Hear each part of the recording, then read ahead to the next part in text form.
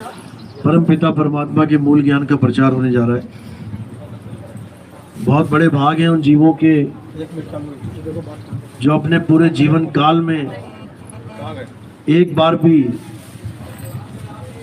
मूल ज्ञान को सुन पाते हैं, और उससे भी बड़े भाग हैं उन जीवों के जो इस मूल ज्ञान को थोड़ा भी समझ पाते हैं।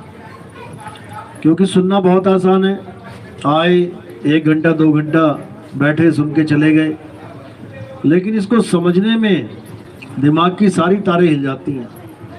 इतना विवेक जगाना पड़ता है, इतना विवेकी होना पड़ता है कि सबके बस की बात होती ही नहीं है कि ये ज्ञान वो समझ पाए।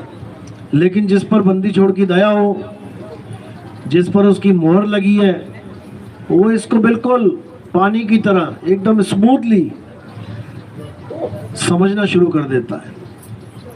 क्योंकि ये अटपट ज्ञान है, ये जल्दी समझ में ही नहीं आता कि कौन से भगवान की बात हो रही है, कौन सा परमात्मा है, इनका पता ही नहीं लगता। लोग कहते हैं ये तो परमात्मा से दूर करते हैं, ये तो भगवान से दूर कर देते हैं, भगवान क्या मिलाएंगे ये। क्योंकि लोग गलती से पत्थर पूजने को भगवान की पूजा मान बैठे हैं, मंत्र जपने को भगवान की पूजा मान बैठे हैं, तीर्थों में जाके नहाने को भगवान की पूजा मान बैठे हैं, पहाड़ों की परिक्रमा करने को भगवान की पूजा मान बैठे हैं। और हम ये सब छुड़वा देते हैं, तो उनको लगता है कि हमारा भगवान ही छुड़वा दिए इन्होंने तो, जबकि ऐसा नहीं है। यहाँ पर तुम्हें भगवान का, परमात्मा का सत्य स्वरूप समझाया जाता है कि वो है क्या, किसकी पूजा करने के लिए आए हो दुनिया में, किसकी प्राप्ति के लिए आए हो। वो चीज प्राप्त कर नहीं पाते क्योंकि गुप्त भेद है। उसके अलावा जो तुम्हें दिखता है आंखों से, उसी के पीछे लग जाते हो। और वाणियां क्या कहती हैं? जहां लग गो गोचर मन जाई, तहां लग माया जानो भाई। जहां तक तुम्हारी दृष्टि जा रही है, जिस भी चीज को तुम देख रहे हो, वो माया ही है। तो माया की तो पुजारी हो तुम। अब जो चीज दिखती नहीं, उसका तुम्हें भेद पता नहीं, वो कौन बताएगा? वो गुरु बताएगा। इसीलिए तुम दूर हुए पड़े हो। तो अब उसी को परमात्मा के पास लेके आना है जो दूर हो गया है। कौन दूर हो गया है? सूरत दूर हो गई है। सूरत फंसी संसार में, तासे पड़ गई दूर, और सूरत बांध स्थिर करो आठों पैर हुजूर। तो मूल ज्ञान में यह समझाया जाता है कि तुमने सूरत को स्थिर करना कहाँ है, यही है मूल ज्ञान। तो इसी मूल ज्ञान का आज खुलासा करेंगे। पहले मालिक के नाम पे जयकारा लगाएंगे, फिर सत्संग स्टार्ट करेंगे। बोलिए परमपिता परमात्मा की, सदगुरु बंदी छोड़ कबीर साहिब की, सभी संतों की, सभी भक्तों की, सत्संग कराने वालों की, इनके माता पिता की, आज के आनंद की, सकल हंस को बंदगी। साहेब बंदगी सतनाम। तो साहिब कह रहे अटपट ज्ञान कबीर का, और झटपट लखा न जाए। और जो इसको झटपट लखे तो सब खटपट मिट जाए। ये जितनी भी आज तक की खटपट है हमारे दिमाग में कि भगवान की पूजा करेंगे, भगवान को प्रसन्न करेंगे, ये सब खटपट तब खत्म हो जाती है जब हमारे जीवन में कोई भेदी गुरु आता है। लोगों को तो ये भी नहीं पता कि भगवान कभी रुष्ट होता ही नहीं है जो उसको मनाएंगे। लोग मनाते हैं भगवान को, वो कब से गुस्सा होने लग गया, नाराज होने लग गया। क्योंकि जैसा पाठ पढ़ा दिया पुराने बुजुर्गों ने, वैसे ही हम चलते आए हैं। तो दिक्कत यही है, सत्य स्वरूप का कोई जानकार था नहीं जिसने हमें सत्य स्वरूप के बारे में बता नहीं पाए। और जो जितने भी माया वाली चीजें थी जो दृष्टि में आती हैं, उन्हीं की पूजा कर करके हमें पूजा पाठ में लगवा दिया। अब इसी भ्रम को तोड़ देना है, इसी अज्ञान को खत्म कर देना है, असली परमात्मा के स्वरूप को जानना है। क्योंकि जब तक तुम स्वरूप को नहीं जानोगे तुम भक्ति कर ही नहीं सकते। चाहिए था परमात्मा, पकड़ा दिए इस काया के चक्कर, करो चक्र साधना। अरे चक्र कोई परमात्मा थोड़ी नहीं है, ये तो काया का एक हिस्सा है, काया के अंग है। ये कुंडलिनी जागरण, वहां से बचे तो प्राण योगी आ गया, प्राण की साधना करो। और प्राण तो भैया खत्म हो जाएंगे एक दिन, ये परमात्मा थोड़ी नहीं है प्राण। लेकिन नहीं समझ में आ रहा, श्वासों को पकड़ के बैठे हैं बड़े बड़े योगी योगेश्वर जिनका नाम चलता है दुनिया में, वो नहीं समझ पा रहे हैं कि परमात्मा और प्राणों में फर्क क्या है। साहिब कह रहे हैं नहीं प्राण में, नहीं पिंड में, ना ब्रह्मांड आकाश में, और मुँह को कहाँ ढूंढे रे बंदे, मैं तो तेरे पास में। कौन कौन है प्राण योगी वाले जिनके गुरु ने श्वासों पे नाम दिया था? हाथ खड़े करो जरा, है कोई? 1 2 3 4 5 निकलेंगे। क्योंकि प्राणों को ही, श्वासों को ही आधार बना लिया भक्ति का, श्वासों को ही नाम बना लिया कि नाम क्या है? सोहंग नाम है। अरे नाम सोहंग नहीं है भाई, सोहंग तो एक अवस्था का नाम है। ये श्वासों को सोहंग बना लिया तुमने। तो कहते हैं सोहंग आवे सोहंग जावे, सोहंग काल सबन को खावे। ये सोहंग ही काल का रूप हो जाता है जब तुम इसके आधार पे भक्ति करना शुरू कर देते हो। क्योंकि काल का मतलब क्या है? समय। जो चीज समय के अधीन आ गई वो काल के ही अंडर है। अब लोगों को ये भी नहीं समझ में आता कि ये श्वासा जो है ये एक एक कम होती जा रही है। 21,600 सांसें पूरे दिन भर में हम लेते हैं, ये एक एक करके कम हो रही है। जो खुद ही कम हो रही है वो तुम्हें कैसे पार करेगी? तुमने उस नाम का आधार ले लिया जो खुद ही कम हो रहा है, और एक दिन ये श्वासा खत्म हो जाएगी, तब क्या करोगे? किसी को समझ में नहीं आ रहा। क्यों? जैसा जिसको गुरु मिला वैसी उसकी बुद्धि, और जल परमाणे माछली, कुल परमाणे शुद्धि। अब छोटी छोटी मछलियां तुम्हें चाहिए, जाओ तालाब में, हजारों मिल जाएंगी। अब तुम्हें चाहिए व्हेल मछली, और तुम तालाब के किनारे बैठे हो इंतजार कर रहे हो उसमें से व्हेल मछली निकल के आएगी, पकड़ूंगा, तो कभी आने वाली नहीं है। उसके लिए समुद्र में जाना पड़ेगा। इसी प्रकार जिसको जैसा गुरु मिला, ऐसा गुरु मिल गया जो कह रहा है कि काल भगवान आएगा तुम्हें मार के खाएगा, डरा दिया तुम्हें, अब तुम्हें सपने में भी काल भगवान दिखाई दे रहा है, आ रहा है मार के खा रहा है, गुरु तुम्हें बचा रहा है। ऐसी कहानियां दिमाग में फिट कर दी जाएंगी कि तुम्हें, तुम्हारी दिनचर्या ही वैसी हो जाएगी। पूरा दिन यही सोचते रहोगे कि काल पता नहीं दाएं से आ जाए, बाएं से आ जाए, ऊपर से आ जाए, नीचे से आ जाए। पूरा दिन काल काल काल काल दिमाग में घुसा रहेगा। जो दिन में घुसेगा वही रात में आ जाएगा। दिन में कोई कपड़े बेच रहा है, दिन भर में 1000 मीटर कपड़ा बेच रहा है, तो रात में भी कपड़े ही बेचेगा सपने में। रात में भी ग्राहक ही आएंगे।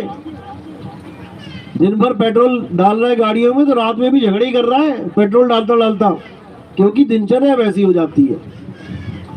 अब कैसा गुरु चाहिए? जो काल भगवान से पीछे ही छुड़ा दे, जो काल से निर्भय कर दे। कहे कबीर निर्भय हो हंसा, काल तुम्हारा क्या बिगाड़ेगा जब तुम्हारे पास सतनाम है। तो इसी को साहिब कह रहे हैं, सार शब्द आए जही विधि हाथा, तही विधि काल नवाबे माथा। गुरु ये नहीं कहता कि मैं बचाऊंगा तुम्हें काल से, गुरु कहता है तुम्हें शब्द बचाएगा। बचना चाहो काल जाल से, चीन्हो शब्द हमारा। और कहे कबीर अमर कर राखूं, जो निज होए हमारा। गुरु वो होता है जो तुम्हें शब्द के सहारे तुम्हारी सूरत को जोड़ देता है। खुद का रोल नहीं होता उसका, खुद का रोल है समझाने का। बता दिया, अपना स्वरूप देता है गुरु। हम सत्संग में क्या समझा रहे हैं आपको? जो मेरा स्वरूप है वही तुम्हें बता रहा हूं, क्योंकि वो तुम्हारा भी स्वरूप है। ये स्वरूप की बात नहीं कर रहा मैं। जिसको अपना सत्य स्वरूप नहीं पता वो इस स्वरूप की बात करेगा। वो तुम्हें इस स्वरूप से जोड़ देगा कि बेटा मेरा ध्यान करो, तो काल तुम्हें नहीं खाएगा, गुरुजी सामने आ जाएंगे। यानी उसने तुम्हें मिट्टी से जोड़ दिया। वो ये भी ना जान पाया कि ये स्वरूप ही काल का स्वरूप है। गुरु ही नहीं जान पाया कि ये काया ही काल है, और गुरु आत्मा है। वो अपने आत्म स्वरूप को नहीं जान पाया, खुद भी भ्रमित था, अपने चेले को भी भ्रमित कर दिया। तो साहिब क्या कह रहे हैं? देव निरंजन सकल शरीरा, तामे भ्रम भ्रम रहल कबीरा। देव निरंजन कौन है? ये सारे शरीर जितने भी संसार में हैं, ये सब देव निरंजन का ही रूप है। ये काल भगवान का रूप है। गीता में अर्जुन को क्या दिखाया? विराट रूप में हजारों लाखों करोड़ों आदमी खड़े हुए सामने। तो भाई किसका रूप है ये? वो तो एक कृष्ण जी थे ना, अकेले 6 फुट के। अपना रूप दिखाते, चाहे 1 करोड़ किलोमीटर लंबा दिखा देते, लेकिन सिंगल रूप दिखाते कि ये मैं हूं। लेकिन वहां पे अपना रूप नहीं दिखाया। अपना तो दिखाया, साथ में सारी दुनिया के भी रूप ले लिए। यानी कि ये सारे रूप मेरे हैं, इसमें तेरा कोई भी नहीं है। तेरा रूप क्या है? आत्म स्वरूप। इसी को समझाया गया बार बार। लेकिन जो गुरु अपने रूप को नहीं जानता, उसके लिए कबीर साहब ने बोला, गुरुआ तो घर घर फिरे कौड़ी केर 50, अपने रूप की खबर नहीं और शिष्य करण की आस। देखो कबीर पंथ में घर घर में गुरु घूम रहे हैं, आरती चौका के नाम पे मोटी रकम वसूल रहे हैं, और पूछो रूप की बात तो कहते हैं यही है हमारा रूप। और कौन सा रूप है? ये तुम हो, ये हम हैं। ये नहीं जानते कि ना ये हम हैं ना वो तुम हो। ये दोनों तो कपड़े हैं। इंसानी चोला कपड़ा है। एक कपड़ा गुरु ने पहन लिया, एक चेले ने पहन लिया। अब गुरु अपने आप को कपड़ा मान रहा है, चेला अपने आप को कपड़ा मान रहा है। कभी मुक्ति होने वाली नहीं है। जहां आशा तहां वासा हुई, और वाह को रोक सके ना कोई। जब तक तुम अपने आप को कपड़ा मानोगे, तब तक तुम कपड़ों में ही आते रहोगे। जब तुम कपड़ों से अलग अपने आप को आत्म स्वरूप जान लोगे, उसके बाद तुम्हारा आना जाना खत्म हो जाएगा। क्योंकि तुम एक कछुए की तरह, जैसे कछुआ पानी से निकला और चलता गया, अब जैसे ही आगे कोई खतरा आया, अब उसने क्या किया? उसने अपने आप को वहीं समेट लिया। इसी प्रकार आप भी अभी ये कछुआ के रूप में हो। आप विस्तार है, सूरत जा रही है, विस्तार है। कोई दुकान संभाल रहा है, कोई मकान संभाल रहा है, कोई कुछ कर रहा है, कोई कुछ कर रहा है। कछुआ चल रहा है अपनी मस्ती में। अब उसको अगर ज्ञान ना हो कि मैंने करना क्या है, तब उसको गीदड़ तक मार के खा जाएगा, गर्दन दबोच लेगा उसकी। अगर वो कछुआ भूल जाए कि मैंने बचना कैसे है, तो गीदड़ तक उसको छोड़ो, कुत्ता, जंगली कुत्ता पकड़ के खा जाएगा उसको। लेकिन जिसको पता है कि मैंने क्या करना है, उसके सामने चाहे शेर आ जाए, वो एकदम अपने आप को समेट लेता है और गेंद सी बन जाएगी एक। अब शेर क्या करेगा? सूंघेगा, घूमेगा, चक्कर काटेगा, 2-4 बार कोशिश करेगा फोड़ने की, लेकिन वो इतना मजबूत होगा कि वो भी हार मान के चला जाएगा। यही भेद है, यही ज्ञान है, यही विधि है जो एक वेदी गुरु बताता है। मंत्र जपने से काल भगवान नहीं छोड़ने वाला।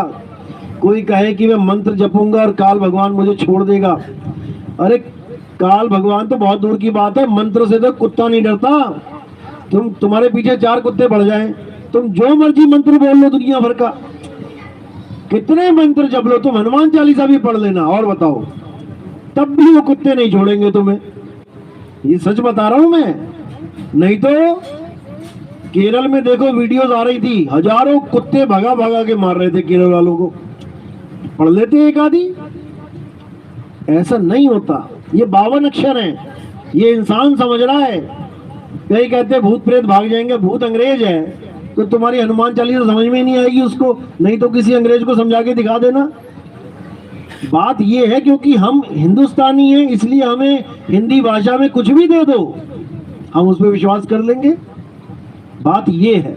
लेकिन कबीर साहब क्या कह रहे हैं कि 52 अक्षर जीव आधारा और आदि अक्षर जीभ्या से न्यारा। जो तुम्हें बचाएगा काल भगवान से, वो कोई मंत्र नहीं है, वो आत्म ज्ञान है। काल भगवान सृष्टि में हर चीज को खत्म कर सकता है, सब कुछ। गीता में देखो क्या बोला है 11वें अध्याय में कि तीनों लोक का उत्पन्न करने वाला भी और इसको पाल के नाश करने वाला भी मैं काल हूं। सबका नाश बता दिया उसमें कि सब नाश हो जाएगा। लेकिन फिर भी गीता में क्या लिखा है? हे अर्जुन, आत्मा अजन्मा है, नित्य है, शाश्वत है, पुरातन है, सनातन है। आत्मा ही सत्य है। ना तो कभी आत्मा का कभी जन्म होता है, ना आत्मा का कभी नाश होता है। इस आत्मा को मारने में कोई सक्षम नहीं है। तो बच गए ना काल जाल से। बस यही एक तरीका है। आत्मा के अलावा और कोई चीज नहीं है जो अविनाशी है।